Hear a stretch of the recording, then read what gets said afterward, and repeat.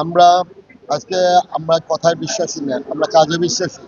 আজকে আপনারা জানেন যে আমাদের মাননীয় প্রধানমন্ত্রী জনাব তারেক রহমান যা জাতির কাছে বলেছেন, প্রতিশ্রুতি দিয়েছেন, যেটা হলো 31 দফা রাষ্ট্র কাঠামো মেরামতের মধ্যে রয়েছে।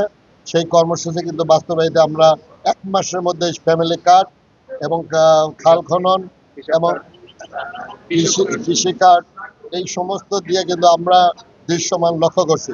বিশ্বের কোথাও কোনো রাষ্ট্রে কোনো রাজনৈতিক দল ক্ষমতায় যাওয়ার পরে এই 1 মাস না 1 বছরের মধ্যে পারছে কিনা আমার জানা নেই। কোনো ইতিহাসের পাতায় দেখি নেই, কোনো পত্রিকাতে, কোনো ফেসবুকে দেখি।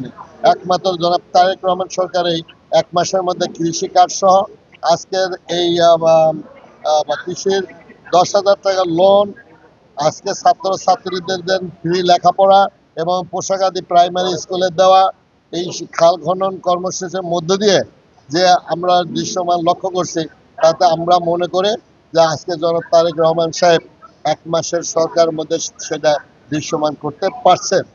বিশ্বে আর কোথাও পারেন নাই। আমরা এই জন্য সকলের দোয়া চাই। তারেক রহমানের জন্য আপনারা সবাই দোয়া করবেন। আমরা জানি জাতির এই 5টি বছর সুন্দরভাবে কোরআন এবং সুন্নাহ অনুযায়ী কাজগুলো সম্পন্ন করতে পারি, মানুষের প্রত্যাশা পূরণ করতে পারি। সকলকে ধন্যবাদ।